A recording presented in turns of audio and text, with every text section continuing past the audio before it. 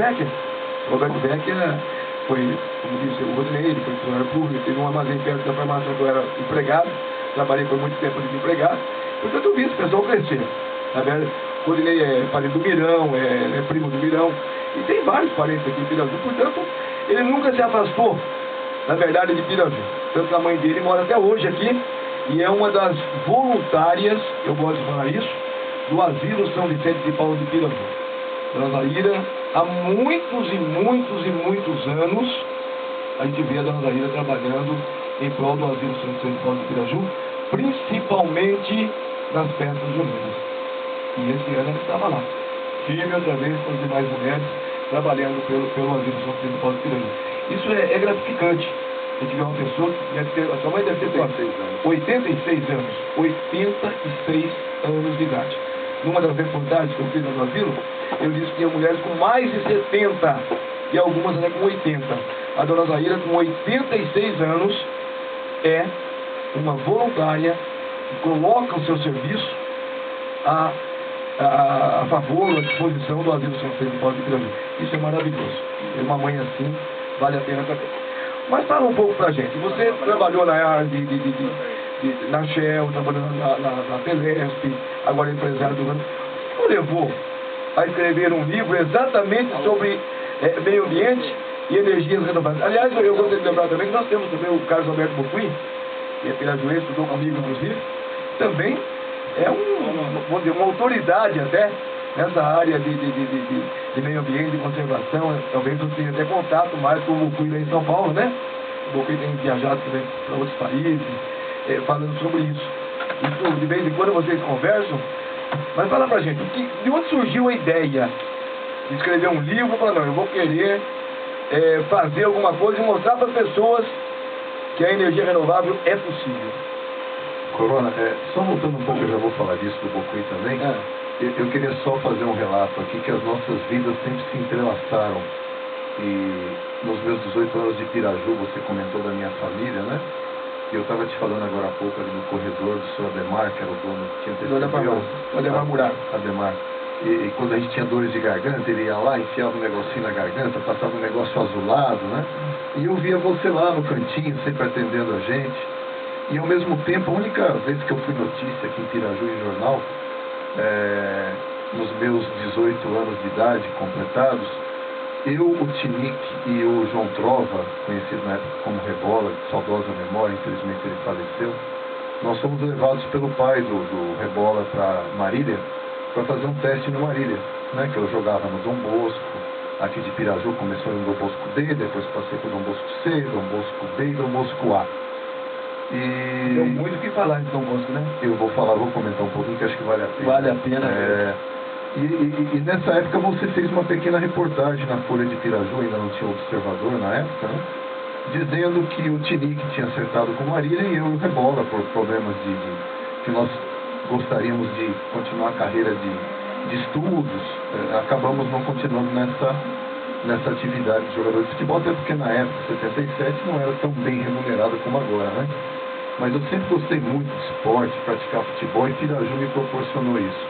E você fez um artigo no jornal que está guardado comigo até hoje, falando do meu nome, do nome do Tinique, do Rebola, e o Tinique seguiu carreira profissional no Marília, e eu perdi contato, não sei por onde anda o Tinique, mas jogava muita bola também.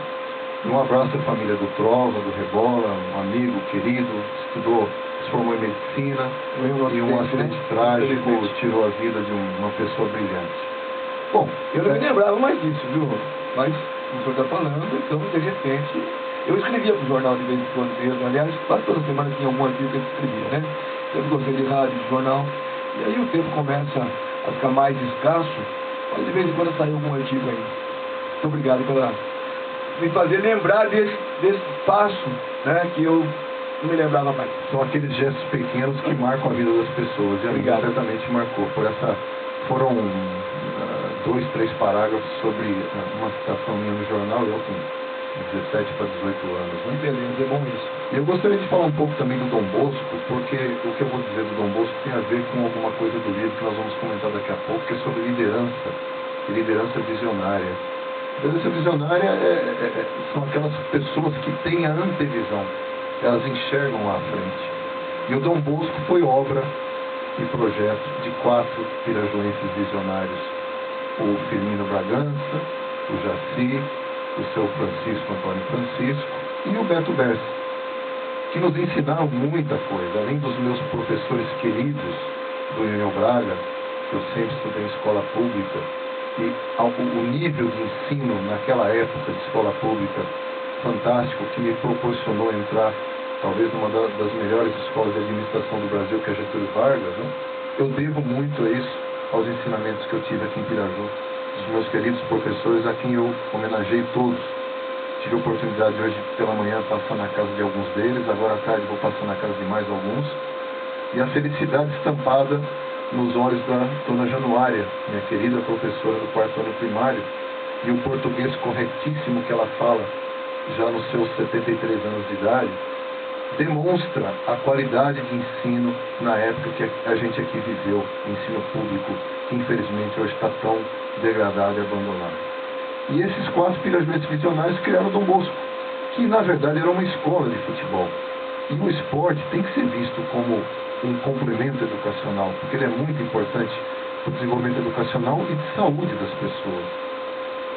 Esses líderes criaram uma instituição que até hoje é comentada, e eu me lembro de algumas noites onde nós nos reuníamos, os 70, 80 jovens pirajuenses de 13 a 18, 19 anos, no Asilo São Vicente de Paulo de Piraju, para que a gente tivesse já naquela época essa visão importante de ajudar o próximo menos favorecido. Não sei se o Beto, hoje eu encontrei com o irmão do Beto, viu, Corona, na livraria Tonão, por acaso. Augusto, Ele me reconheceu. Ele faz parte do asilo até hoje. Pois é, e pedi a Ele ele, tem mais de 50 anos, Dom Bosco. pedi a ele que mandasse um abraço ao Beto Berce, técnico vigoroso do Dom Bosco à época, mas conhecia muito de futebol, parece que hoje reside em Bauru. Não tenho contato com ele. E um abraço ao Chicão, meu conterrâneo de Getúlio Vargas, que está ouvindo, filho do seu Francisco Antônio Francisco. Quanto ao livro... Campinas do Chicão. Ele se mudou, não sabia. Era em Campinas. Tudo bem. Mas deve estar por aí, viu? O Carlinhos ainda mora aqui, Mora né? aqui. Com a esposa dele, parece que tem uma farmácia. O projeto do livro, Corona, depois de 25 anos de vida empresarial, eu sempre tive vontade de lecionar, mesmo a minha querida esposa sendo contrária a isso. Pois é, dá licença. O Rodinei está acompanhado aqui pela esposa. Como é o nome da esposa? Andréia. Os 2 filhos ficaram em São Paulo. Roberto e Rodrigo. Então, e a Andréia está aqui acompanhando o Rodinei. Isso é muito bom. Trazer a esposa junto, né? Porque tem que passear sozinho, que negócio aí. Tá bom? Ainda mais eu do namorado. E o Rodinei ontem, ele ministrou uma palestra lá na Unicentro, até a noite, depois ele pode falar alguma coisinha também. Mas prossiga, por favor.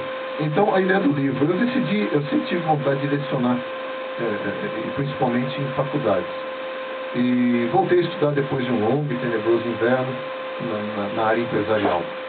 E em algumas empresas, como o Corona citou.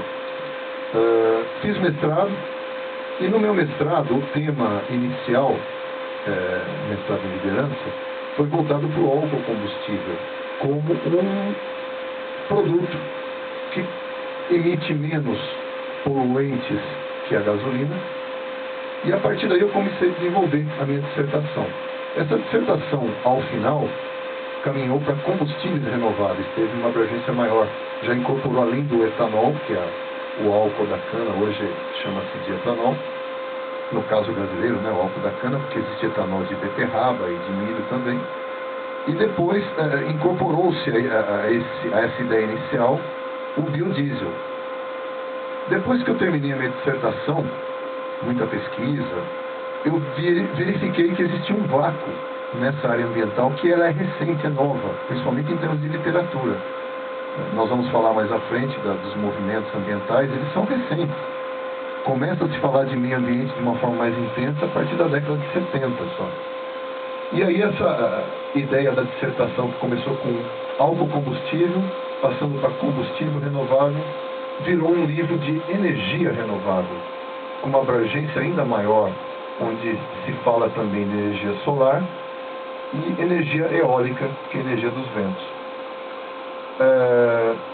Eu percebi que eu podia desenvolver alguma coisa interessante e podia também, com essa obra, ajudar a disseminar os conceitos que estão por trás da preservação ambiental.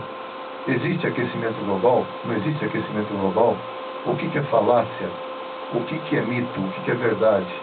E a partir daí, comecei a desenvolver o livro, fiz uma parceria com a editora Manoli, que é uma editora que tem uma coleção de vários livros nessa área ambiental, entre os quais eu estava dizendo aqui do Corona, Uma Verdade Inconveniente, que é proveniente do filme com o mesmo nome, Uma Verdade Inconveniente, feita pelo Al Gore, que há 2 anos atrás ganhou o Prêmio Nobel da Paz por ações que ele faz em prol da preservação ambiental.